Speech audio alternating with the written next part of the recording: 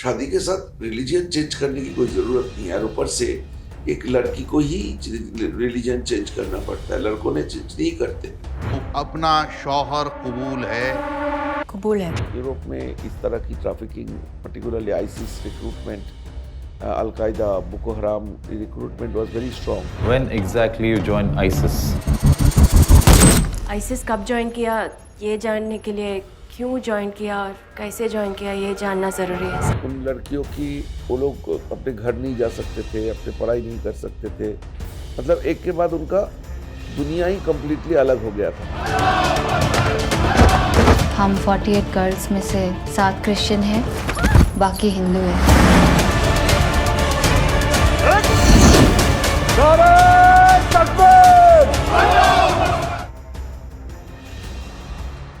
नमस्कार।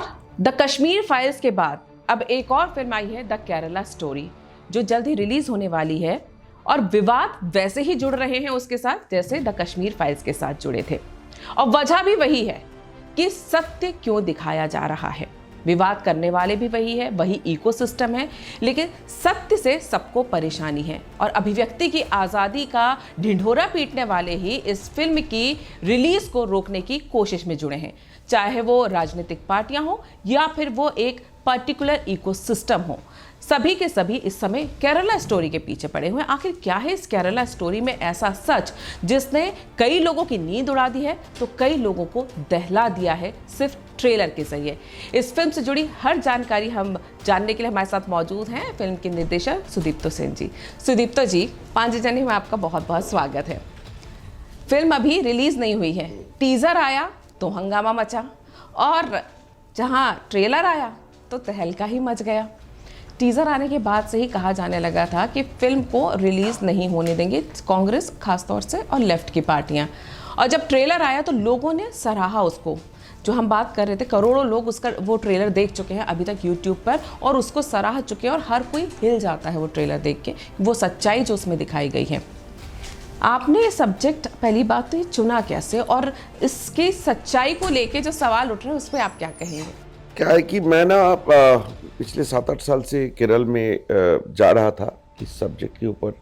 मुझे कुछ ऐसे जानकारी मिल रही थी, कुछ तो मेरा एकेडमिक इंटरेस्ट था, कुछ केरल में मेरा टूरिज़्म इंटरेस्ट भी है। मैं केरल में एक मलयाली लैंग्वेज पे फिल्म भी बनाया, तो मेरा केरल के साथ कनेक्टिविटी बहुत स्ट्रॉन्ग था। तो इन स्ट्रॉन्ग कनेक्टिविटी में सारे हैप्पी मेमोरी है।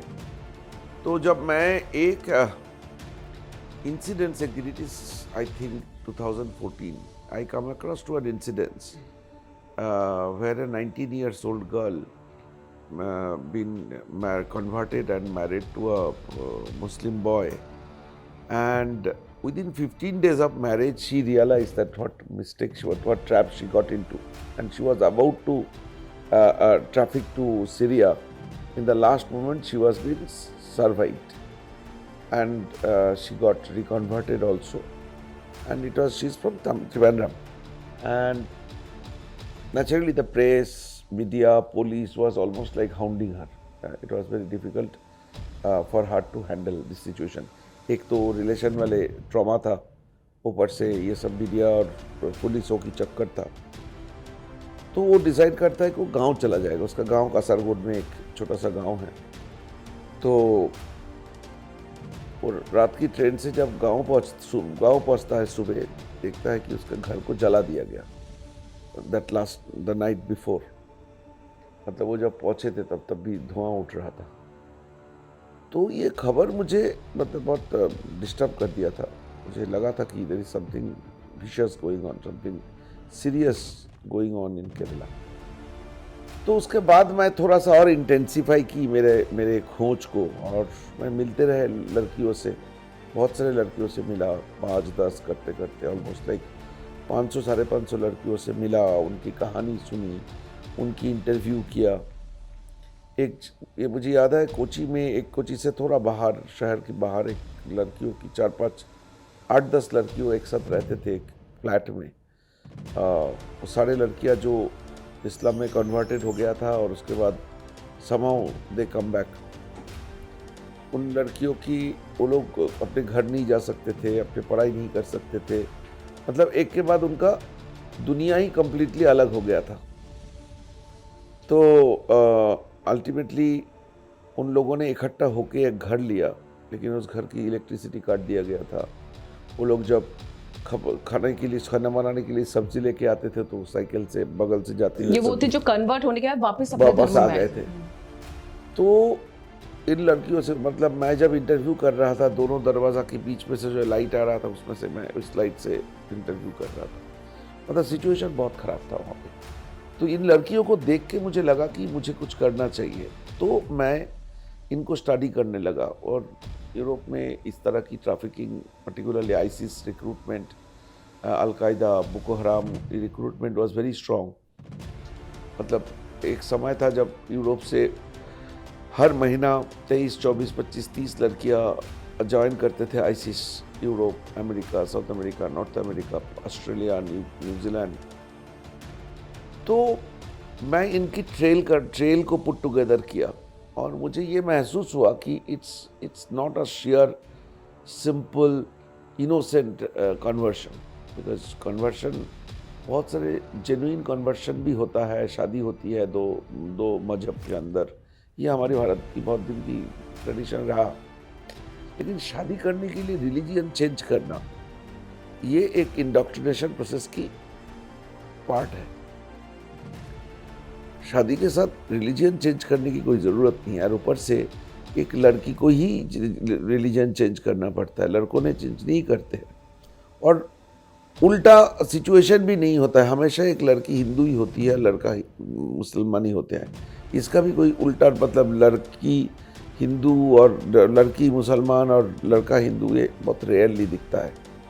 तो ये सब पैटर्न स्टडी करते करते मुझे लगा कि it has a vicious circle, and then I understood that how the whole indoctrination process go, how brainwashing happening, and how these girls are being radicalized. बहुत सारे लड़कियों की पेरेंट्स ने हमें बोला है, हमारी लड़की बिंदास लड़की थी, मस्ती करती थी, घूमती थी, फिरती थी, मंदिर के पास से जाते थे तो माथा टेक देता था, पूजा वूजा की कोई रिचुअल नहीं था। एक दिन अचानक वो कन्वर्ट हो जाते हैं, हिजाब पहनना शुरू करते हैं, बुर्खा पहनना शुरू करते हैं और दिन में 5 बार नमाज पढ़ना शुरू करते हैं। तो बोलते हैं ये सिर्फ धर्मांतरण नहीं है, ये जो रेडिकलाइजेशन की प्रोसेस है ये बड़ी अलार्मिंग है। 2-3 साइकोलॉजी की 2-3 किताबें हैं। एक है मिस्टर वीरेंद्र शर्मा जी, उन्होंने एक किताब लिखे है कि ये कन्वर्शन की इम्पैक्ट क्या किस तरह की साइकोलॉजिकल इम्पैक्ट्स होता है। तो वो सारे देखने को लगा। फैमिली के साथ आइसोलेटेड कर देना, बहुत ज़्यादा कंजर्वेटिव बना देना, लिबरल लड़कियां कंजर्वेटिव बनने लगे। तो ये सब करते करते मुझे ये तो महसूस हो गया था कि ये छोटा मोटा कोई कन्वर्शन नहीं है, बहुत लार्ज स्केल है। तो मैं इनमें से एक फिल्म बनाने की कोशिश की। तो मैंने एक डॉक्यूमेंट्री फिल्म बनाया था जिसका नाम था in the name of love, 2018 में। लेकिन वो फिल्म को लेके मैं ज़्यादा दूर जा नहीं पाया, क्योंकि उसके जब सेल वेल करने की टाइम आया तब कोविड हो गया, फिर थोड़ा रेडिकल था। इलेक्शन की 2019 की इलेक्शन की टाइम थी, इलेक्शन टाइम में इतना रेडिकल फिल्म नहीं दिखाएंगे करके कुछ लोगों ने हमें सजेस्ट किया। तो finally I came out with a feature film script, and finally I got Vipul ji as a producer, and I made the film. इस फिल्म को लेके आपने बताया कि आपने काफ़ी रिसर्च की थी और जो आपका अनुभव केरला में रहा था उसको आपने फिल्म के रूप में सच्ची घटनाओं के तौर पे दिखाया। लेकिन जब बात सच्ची घटनाओं की आती है और केरला की आती है, तो फिर वहाँ इस रेडिकलाइजेशन को बहुत सालों से देखा जा रहा है कि वहाँ होता है, उसको स्वीकार नहीं किया जाता। विशेष तौर से जो वहाँ पे रूल करने वाली सरकारें, कांग्रेस और लेफ्ट, जो अभी भी विरोध कर रहे हैं। कांग्रेस ने हाल ही में कहा कि वो फिल्म रिलीज़ नहीं होने देंगे, और अभी जो केरला का हम अभी इंटरव्यू से पहले जब बात कर रहे थे कि वहाँ पे उन्होंने कई 4 मई को इस तरह की वो बना रहे हैं कि जो 1 करोड़ रुपए देंगे अगर उन्होंने साबित कर दिया कि जो फिल्म में तथ्य दिखाए गए हैं वो सत्य हैं। इस तरह का एक पूरा प्रोपेगेंडा चल रहा है, और इसी तरह का प्रोपेगेंडा हमने कश्मीर फाइल्स के दौरान भी देखा था। अब ये जो आपको चैलेंज कर रहे हैं कि फिल्म की घटनाएं सत्य हैं या नहीं, इसको आप कैसे फेस करेंगे? मुझे कोई चैलेंज नहीं की, क्योंकि मेरी जो फिल्म बनाने की प्रक्रिया थी, मैं 7 साल बेइंतहा मेहनत की, बेइंतहा लड़ाई करना पड़ा सिस्टम के साथ, केरल की पॉलिटिकल सिस्टम के साथ, केरल की हालत के साथ। फिर मुझे प्रोड्यूसर ढूंढने के लिए लड़ाई करना पड़ा, फिर फाइनली फिल्म बनाए हमने बहुत कठिनाई के साथ। तो अब फिल्म बन के तैयार है और हमें लगता है हमने अच्छा फिल्म बनाया। कुछ लोगों जिन्होंने देखा है उनको अच्छा लगा और मुझे पूरे यकीन है आप सबको अच्छा लगेगा। तो it's a very serious business. I mean मेरी कंसर्न इस देश था, मैं आराम से कोई कमर्शियल सिनेमा बना के अपना ज़िंदगी को बहुत सुखद बना सकता था, लेकिन इस तरह की डिफ़िकल्ट कंट्रोवर्शियल फिल्म बनाने से मज़ा तो मिलता है, लेकिन जो रेगुलर इंडेक्सेस होता है लाइफ की वो बहुत बिखर जाता है। तो it's a very serious film, it's a serious topic and इसमें मेरी बहुत आंसू यूज़ हुई है, इसमें मेरी खून पसीना के साथ आंसू भी यूज़ हुई है। तो मैं इसको कोई फ्रिवोलस कुछ लोगों की कामकाज में मैं खराब नहीं करूँगा। ये कोई ना जवाब देने की ज़रूरत है। इन लोगों के लिए अगर एक लड़की की इज्जत, कुछ पैसे है, कुछ नंबर है, तो लेट देम बी हैप्पी। मैं मेरी लड़ाई करूँगा और मुझे यकीन है कि सच्चाई मेरे साथ है, तो मैं जीतूँगा। आपने जब फिल्म का टीजर आया था तो वो 32,000 का जो आंकड़ा होता उस पर आप, हालांकि आप बोल चुके हैं कि वो ये ऐसा सवाल है जिसका जवाब देते देते आप थक गए हैं। थक गए नहीं, मैं मतलब एक्चुअली आप लोगों ने मतलब मुझे कॉमन लोग पूछे तो ठीक है, जर्नलिस्टों से मेरी ज़्यादा उम्मीद ज़्यादा होता है, इसलिए कि क्योंकि वो 32,000 जो नंबर है ना, कॉमन लोग लाइंस पढ़ते हैं, जर्नलिस्ट और इंटेलिजेंट लोग इन बिटवीन लाइन जो लिखा नहीं है उसको पढ़ते हैं। तो बात यह है कि 32,000 है नहीं, बात यह है कि ये 32,000 है नहीं, 32,000 से बहुत ज़्यादा है। 50,000 भी बहुत लोगों ने बोला है, 50,000 से भी ज़्यादा है। तो 32,000 लेके कोई पैनिक बटन दबाने की कोई ज़रूरत नहीं है। ये नंबर अगर 32,000 की जगह 31,790 होता या 36,530 होता तो कोई फ़र्क नहीं पड़ता।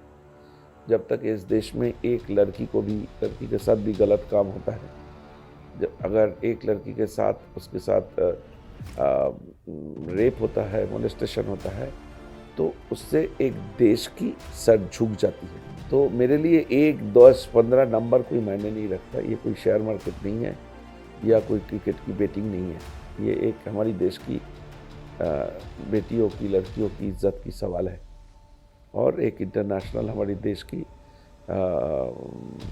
इंटीग्रिटी की सवाल है। तो इस सवाल में मैं कोई फ्रिवोलिटी में जाने नहीं दूंगा। मैं उतना कम तैयारी करके मैदान पे नहीं उतरा। इस सवाल के सेंटर में केरला है सुदीप। तो जो केरला की इसलिए मैं बात कर रही हूँ कि ये वहाँ से इस तरह की घटनाएं पब्लिक डोमेन में हैं, सारी चीज़ें हैं, वहाँ से लड़कियाँ इस तरह। लव जिहाद ये जो शब्द निकला है, ये भी उत्पत्ति अगर देखा जाए तो केरला से ही शुरुआत हुई है और उसके बाद नॉर्थ में ये चीज़ें बढ़ना शुरू हुई कि लोग अवेयर, जब उन्हें पता चला, होता था सब, बोलता कोई नहीं था। केरला में भी इतनी लड़कियों के साथ वहाँ होता है, क्रिश्चियन और हिंदू लड़कियों के साथ। लेकिन आपको क्या लगता है कि राजनीति उन लड़कियों की ज़िंदगी पर हावी पड़ चुकी है? बिल्कुल। हमारी देश की ये जो मैंने आपको बता रहा था कि ये जो लड़कियों की ट्रैफिकिंग हो जाना, लड़कियों की ब्रेन वॉश करना, ये यूरोप में भी होता है, अमेरिका में भी होता है, साउथ अमेरिका में भी होता है, ऑस्ट्रेलिया में भी होता है।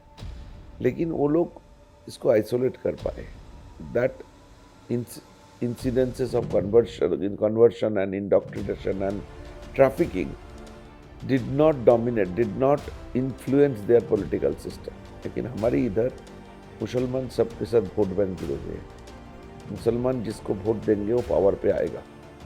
तो मुसलमानों को इंसानों की तरह नहीं, कोई एग्जिस्टेंस की तरह नहीं, उसको बनाया गया है वोट बैंक। तो वोट बैंक राजनीति जब तक रहेगा तब तक समाज में जो वीकनेसेस है उसको मुद्दा बनाया जाएगा। ये आज ये लोग मुसलमानों के बारे में बात करने लगा है। पिछले 50, 60 साल, 70 साल मुसलमानों की, मतलब कभी सोच सकते हैं कि कोई सिविलाइज सोसाइटी में एक मोहल्ले को बोला जाएगा वो तो मुसलमान एरिया है, ये हिंदू एरिया है, ऐसा कोई सिविलाइज सोसाइटी में हो सकता है, लेकिन करा गया है क्योंकि मुसलमानों को बोल गया कि तुम लोग मुसलमान हो, तुम्हारी वोट मुझे चाहिए। तो प्रॉब्लम यहीं से शुरू हुई। केरल में सिचुएशन थोड़ा गंभीर है क्योंकि केरल में मुसलमान की पॉपुलेशन 30-32% हो चुका है, विच इज़ वेरी अलार्मिंग, क्योंकि what I gathered the Hindu birth rate and मुसलमान birth rate are same, where as मुसलमान population was half of Hindu population. तो किस लेवल पे मुसलमान पॉपुलेशन बढ़ रहा है, ये भी बहुत अलार्मिंग सिचुएशन है। एनीवे, मैं उस मुद्दे पे नहीं जा रहा हूँ। पॉपुलेशन बढ़ना इज डिफरेंट थिंग, रेडिकलाइजेशन बढ़ना, और उसके साथ मैं वही बता रही हूँ कि मैं आता हूँ सर, जी। मैं क्यों ये मेंशन किया। तो केरल की जो सदर्न डिस्ट्रिक्ट है, केरल बोलते ही लोगों की खूबसूरत बैकवाटर दिमाग में आता है, खूबसूरत नेचर, खूबसूरत सब चीज़ें दिमाग में आता है, गॉड्स ओन कंट्री बोला जाता है।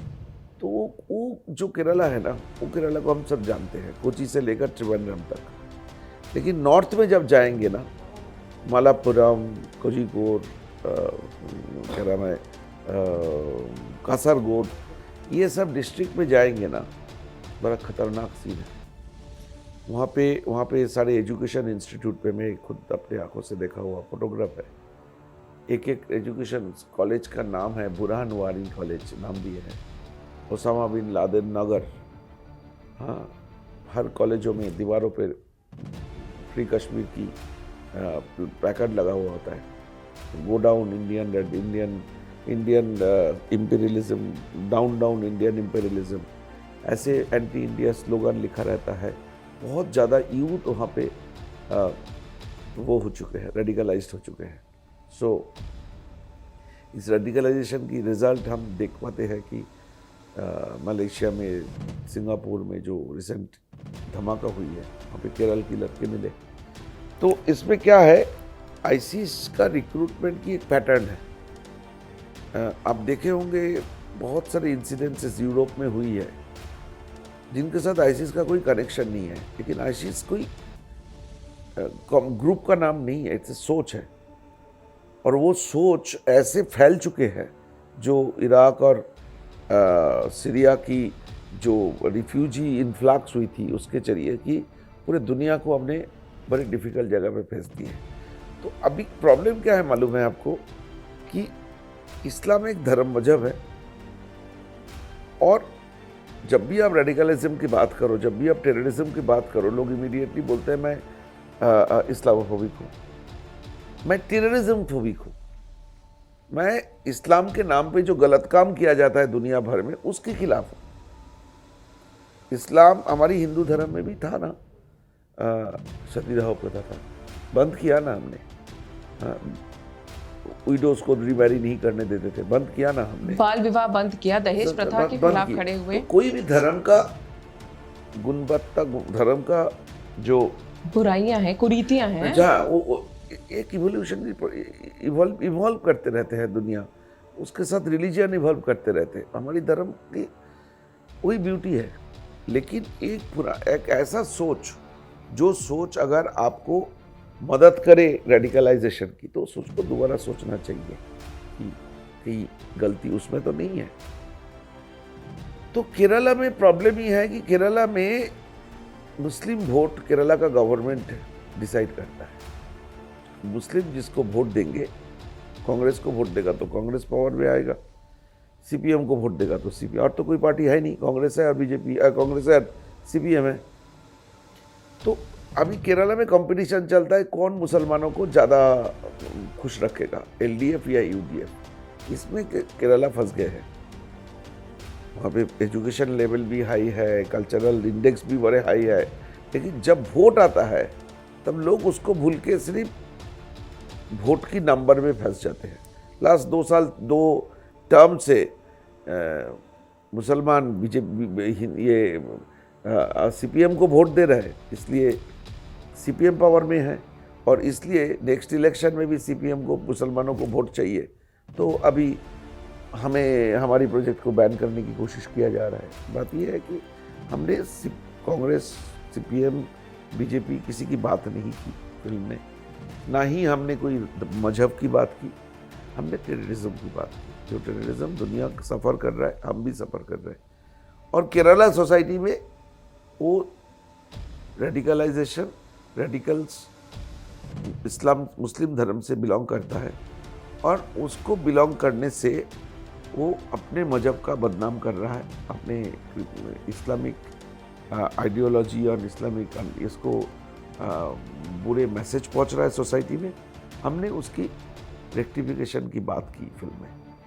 आपने बात की केरला की, जो नॉर्थ केरला की आपने बात की, एक अलग तस्वीर है वहाँ पर। आपने बताया कितना रेडिकलाइजेशन है वहाँ, बुरहान वानी वगैरह के आप बता रहे पोस्टर लगे होते हैं। वो केरला भारत का नहीं हो सकता उसी तरह से। ऐसा ही एक ट्वीट जो है, आप कह रहे हैं कि आपने किसी पार्टी की बात नहीं की, लेकिन कांग्रेस पार्टी के नेता हैं शशि थरूर, उन्होंने ये कहा है कि जो केरला स्टोरी की जब बात हुई तो कहते हैं वो केरला मेरा नहीं है, वो हमारा केरला नहीं है। कौन सा उनका केरला है? उन्होंने आज हमारी फिल्म बैन करने की बात की थी। 2 साल पहले उन्होंने बोला था कि मैं जिन लड़कियों ने वो ट्वीट भी आपको मिलेगा कि जो लड़कियों ने चले गए विदेश, उनको वापस लाने के लिए उसकी माँओं को लेके मैं सुषमा स्वराज जी के पास गया था। तो कौन शशि थरूर है, कौन शशि थरूर का केरला कौन सा है, ये तो मुझे मालूम नहीं, क्योंकि वो बड़े पॉलिटिशियन है। मैं पॉलिटिक्स का हूँ नहीं, तो उनका ये पेशा है, मेरे पेशा है फिल्म बनाना, तो मैं फिल्म बनाए, let him do the politics. पर उनका ये पेशा है, सत्यता को तो end of the day truth will prevail. क्योंकि उन्होंने आज एक बयान दिया, यस्टरडे ही गिव बयान, 2 साल पहले और एक बयान दिए थे। तीनों एक अलग अलग तरीके का, अलग अलग डायरेक्शन में, एक दूसरे के साथ कॉन्फ्लिक्टेड है। तो उनके लिए कौन सा बयान सही है, उनके लिए कौन सा केरला सही है, उनके लिए क्या सही है, मुझे तो मालूम नहीं ना, मैं उसके बारे में नहीं बोल सकता। बयानों की बात की तो आपकी फिल्म में जो उल्लेख किया गया है पूर्व मुख्यमंत्री अच्युतानंद जी के बयान का, उसको लेकर भी जो है अब इस तरह के विवाद होते हैं। आपने देखा होगा मीडिया में, उन्होंने उस संदर्भ में नहीं बोला जिस संदर्भ में फिल्म में दिखाया गया है। इस तरह की दलीलें देनी शुरू कर दी गई हैं। मतलब मैंने तो कोई ऐसा दलील देखा नहीं, और वो किस संदर्भ में बोला है, वो संदर्भ भी उन्होंने बताया था। इस्लामिक रेडिकलाइजेशन में लोगों को पैसा दिया जा रहा है ताकि लड़कियों को कन्वर्ट कर सके, यंग मुसलमान ये आर्म्स खरीद सके, फोर्स्ड कन्वर्शन करा सके, और इस तरीके से 20 साल में वो बनेगा, केरल इस्लामिक स्टेट बनेगा। तो संदर्भ भी उन्होंने बोल दिया था। मैं उनमें से नहीं हूँ जो सिलेक्टिव चीज़ निकाल लेता हूँ। मैं पूरा सुना, पूरा समझा, एक आदमी से नहीं 3-4 लोगों से उसको ट्रांसलेट करवाया इंग्लिश में, तब समझा। सो बात यह है कि जो लोगों के पास छुपाने लायक कुछ है ना, वो लोग गाली देते हैं, बैन करते हैं, बैन करने की बात करते हैं। लेकिन मेरे पास छुपाने की कुछ है नहीं, तो इसलिए मेरे पास जो है मैं उसको एकदम ग्राफिकली, ऑर्गेनिकली दिया। मुझे खौफ था, मुझे डर था कि ये जो नंबर है 32,000, इसके ऊपर सवाल उठेगा। तो मैंने RTI डाला, केरल गवर्नमेंट के पास मैंने RTI डाला। RTI में मैं पूछा कि ओमान चंडी ने 12 जुलाई 2012 में केरल की असेंबली की फ्लोर पे क्या बोले थे, उसका पेपर दीजिए मुझे। और मैंने मांगा था कि केरल में 13 डिस्ट्रिक्ट है, हर डिस्ट्रिक्ट की आंकड़े मांगे थे कि कौन सी पुलिस स्टेशन से कितने लड़की गायब हुई है, उसमें से कितना कन्वर्शन हुई है, कितने देश छोड़ के चले गए, कितने को आप लोगों ने वापस लाया, उसका आंकड़ा मांगा था। तो पहले क्वेश्चन के जवाब में उन्होंने एक वेबसाइट की एड्रेस दी, इन्होंने देखा फिल्म तो इनको मालूम है, एक वेबसाइट दी, बोले उस वेबसाइट खुलिए, उसमें ओमान चंडी का स्टेटमेंट है। बाद में पता चला वो वेबसाइट एग्जिस्ट ही नहीं करता है, इससे गलत वेबसाइट एड्रेस दिया गया, हमें गुमराह किया गया। और दूसरी सवाल की पूछी, ये उन्होंने बोला कि केरल पुलिस की DGP हमसे 15 दिन में संपर्क करके सारे डेटा देंगे। 6 महीना हो गए दिए नहीं, तो सच्चाई के साथ कौन है? तो मुझे ये लगता नहीं है, यकीन है उनको कुछ छुपाने का है, तो इसलिए चाहते मत देखो कर रहे हैं। उनका ये भी आरोप है आप केरला को बदनाम कर रहे हैं कि आप इस तरह का रेडिकलाइजेशन हो रहा है और आईसिस में लड़कियों को भेजा जा रहा है। मैं तो वही बोल रहा हूँ, मैं हर फिल्म की, इस फिल्म की हर वर्ड आई स्टैंड बाई, हर वर्ड से मैं स्टैंड बाई करता हूँ, हर सेंटेंस से स्टैंड बाई करता हूँ, हर सीन से स्टैंड बाई करता हूँ, मेरे पास उसकी प्रूफ है। और मेरी फिल्म 2 महीना सेंसर बोर्ड पे पड़े हुए थे, वो लोग स्क्रूटिनाइज किए, एक एक दलील जमा किए और उसके बाद सर्टिफिकेट मिले। सो मुझे कौन सी पॉलिटिकल पार्टी कौन क्या बोल रहा है मुझे उसका फ़र्क नहीं पड़ता है, क्योंकि उसके लिए जो कॉम्पिटेंट अथॉरिटी है, कॉम्पिटेंट अथॉरिटी मुझे मेरी इसमें कोई सवाल नहीं उठा है, मेरी क्लियर कर दी है। बस मेरी ये भी कहा जा रहा है कि जिस तरह से द कश्मीर फाइल्स को लेकर पूरी चर्चा हुई थी, विवाद हुआ था, कंट्रोवर्सी क्रिएट हुई थी, द केरला स्टोरी के लिए अब वही चीज़ें सामने उठकर खड़ी होंगी, उससे कंपेयर किया जा रहा है। अब क्या दोनों में सत्य दिखाया गया और सत्य को लोग देखना नहीं चाहते? दोनों की कंपेयर क्यों कराया जा रहा है? इसलिए किया जा रहा है क्योंकि कश्मीर फाइल्स में जो सत्य दिखाया गया था कश्मीर के पंडितों का जो नरसंहार हुआ था, उसे भी झुठलाने की पूरी कोशिश की गई। बात चाहे आंकड़ों की हो कि इतने नहीं गए थे, ठीक उसी तरह से आप केरला की अगर बात करें, द केरला स्टोरी की, तो उसके कभी आंकड़ों को मुझे नहीं लगता है कि दोनों दो फिल्म को कंपेयर करना चाहिए। कश्मीर फाइल एक कम्प्लीटली एक हिस्टोरिकल सब्जेक्ट के ऊपर आज से 30 साल पहले हुआ एक इंसिडेंट्स की बात की है। बहुत ही बेहतरीन उसकी रिसर्च वर्क था और देश में एक मूवमेंट की तरह वो फैल गया था, तो उनकी सच्चाई है। लेकिन हमारी फिल्म एक करंट अफेयर के ऊपर है और हमारी फिल्म एक इंटरनेशनल कॉन्स्पिरेसी के ऊपर है।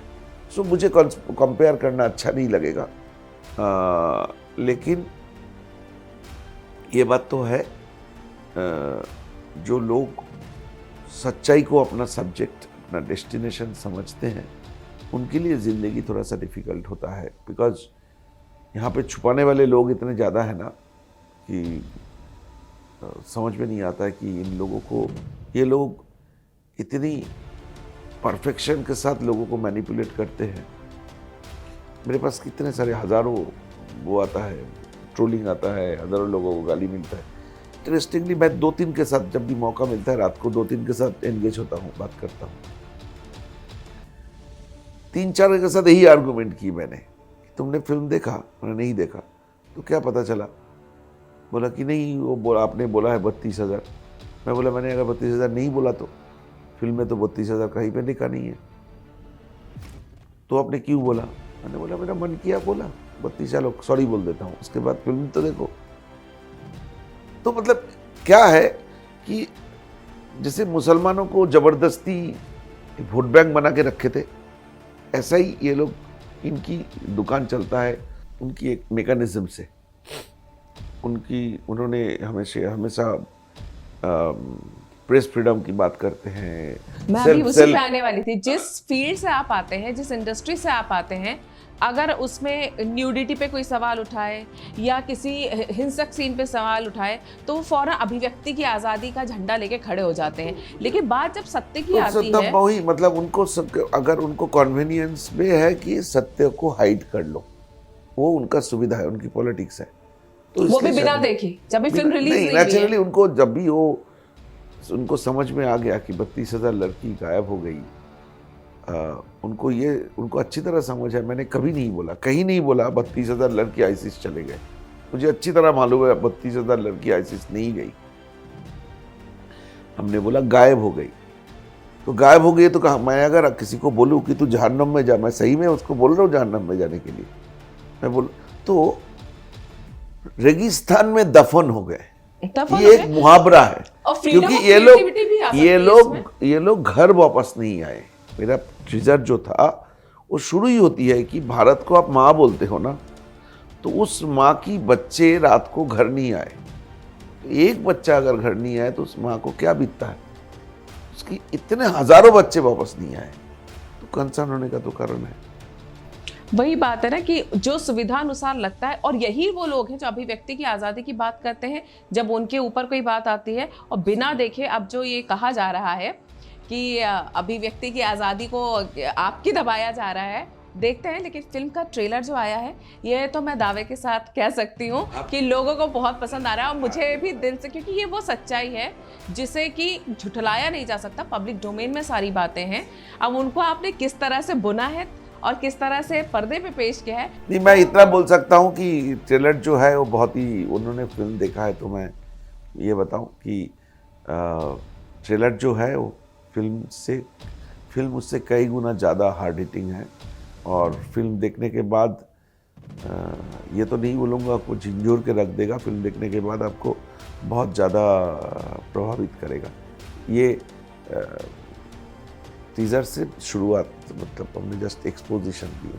अगर इस फिल्म तो को आपने देखने के अगले बाद लड़कियां आज अगर हम इंटरव्यू अभी ख़त्म करेंगे और आप देखने के बाद दोबारा बैठेंगे, बिल्कुल बैठेंगे। और मैं ये आपसे जब बात करी थी, उसे हम इंटरव्यू से पहले भी बात कर रहे थे, इस फिल्म का उद्देश्य तभी पूरा हो जाएगा अगर जो लड़कियां स्ट्रैप में फंसती हैं वो अवेयर हो जाएं कि वो उन्हें स्ट्रैप में फंसाया जा रहा है। अगर ऐसी नहीं, उसके कुछ बहुत सारे, लड़के इसलिए बोला आप फंस जाए देख ना। लीजिए, सिर्फ लड़कियों की गलती नहीं है, हमारी एजुकेशन सिस्टम की गलती है, माँ बाप की शिक्षा की गलती है, हमारी परवरिश की गलती है, उसको ग्रोइंग अप की गलती है। तो वो सब हमारी फिल्म में हमने डिस्कस किए हैं, तो इसलिए बोला फिल्म देख लीजिए, आपको भी अच्छा लगेगा। मुझे लगता है हमने अच्छे फिल्म बनाया। बिल्कुल, हम फिल्म देखने के बाद हम दोबारा बैठेंगे और उसके बाद फिल्म के ऊपर चर्चा करेंगे। जो सच दिखाया गया है वो कितना दिल को छूता है, कितना आंखें खोलता है, इस पे हम चर्चा करेंगे। फिलहाल आपने ये समय निकाला, हमसे बातचीत की, इसके लिए बहुत बहुत धन्यवाद। नमस्कार। शादी के साथ रिलीजन चेंज करने की कोई ज़रूरत नहीं है, और ऊपर से एक लड़की को ही रिलीजन चेंज करना पड़ता है, लड़कों ने चेंज नहीं करते। अपना शौहर कबूल है। कबूल है। यूरोप में इस तरह की trafficking, particularly ISIS recruitment, al Qaeda, Boko Haram recruitment was very strong. When exactly you joined ISIS? ISIS कब ज्वाइन किया, ये जानने के लिए क्यों ज्वाइन किया और कैसे ज्वाइन किया, ये जानना ज़रूरी है। उन लड़कियों की, वो लोग अपने घर नहीं जा सकते थे, अपने पढ़ाई नहीं कर सकते थे, मतलब एक के बाद उनका दुनिया ही कम्प्लीटली अलग हो गया था। हम 48 गर्ल्स में से 7 क्रिश्चियन हैं, बाकी हिंदू हैं। नारे तकबीर!